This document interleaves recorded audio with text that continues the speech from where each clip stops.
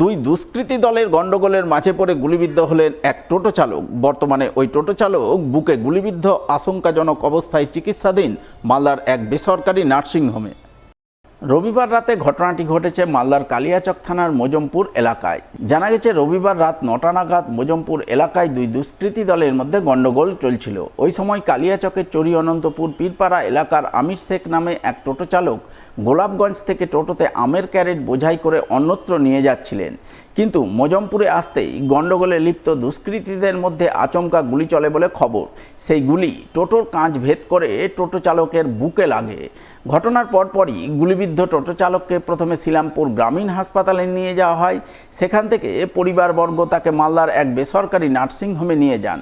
তিনি বর্তমানে সেখানেই আশঙ্কাজনক অবস্থায় চিকিৎসাধীন। ঘটনাটা বলতে যে আমার টোটো নিয়ে ওই আমের ক্যারেট ছিল, নিয়ে আসছিল কালীচকের দিকে আসছিল।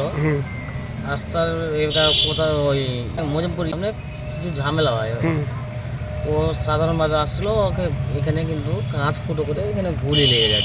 এখন নার্সিংহোমে আছে, ভর্তি আছে। এদিকে এই ঘটনার পরপরই কালিয়াচক থানার পুলিশ ঘটনাস্থলে ছুটে যায় এবং গোটা ঘটনা খতিয়ে দেখে তদন্ত শুরু করে বলে জানা গেছে।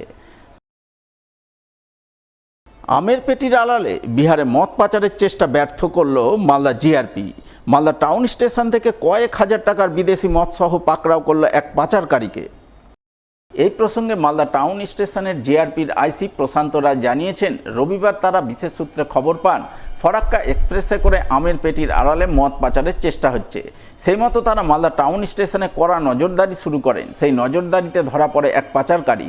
তার হেফাজতে থাকা 6টি আমের পেটির মধ্যে 3টি পেটি থেকে বিদেশি মদ উদ্ধার হয়, যার আনুমানিক মূল্য 19,000 টাকা।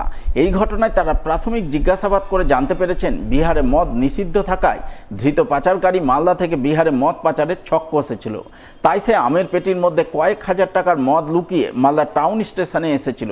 সেখান থেকে তার এক পার্টনার ফরাক্কা এক্সপ্রেস ট্রেন ধরে বিহারে মদ নিয়ে যেত, কিন্তু তাদের সেই উদ্দেশ্য সফল হয়নি।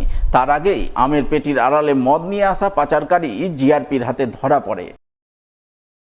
আজকে আমাদের কাছে একটা ইনফরমেশন আসছিল যে এখানে বেঙ্গল থেকে বিহারে যাচ্ছে আমের পেটি করে অনেক রকম মদ যাচ্ছে। তো এই খবরটা আমাদের কাছে আসছিল। তো যেটা বলছিল যে আমাদের সোর্সের কাছে যে খবরটা আসছিল, বলছে যে ফরাক্কা এক্সপ্রেসে এখান থেকে বিহারে যাবে। ওই খবর পেয়ে আমরা আমাদের কাছে সোর্স অনুযায়ী আমরা একটা ব্যক্তি অর্ডার করি। ওর কাছে 6 পেটি আম ছিল, 6 পেটি আম ছিল। তো ওটাকে আমরা যখন খোঁজ করি তখন 3 পেটি আমের মধ্যে বিদেশি মদগুলো ছিল, মোটামুটি 19,000 টাকার মদ ছিল। ছেলেটা আসছিল এখান থেকে ফরাক্কা এক্সপ্রেস ধরার জন্য আসছিল। ওর ব্যবসা ছিল মানে মদ নিয়ে যাবে, কিন্তু আমকে উপরে আমের পেটিতে মদ রেখে আমটাও নিয়ে যাবে, মদটাও নিয়ে যাবে।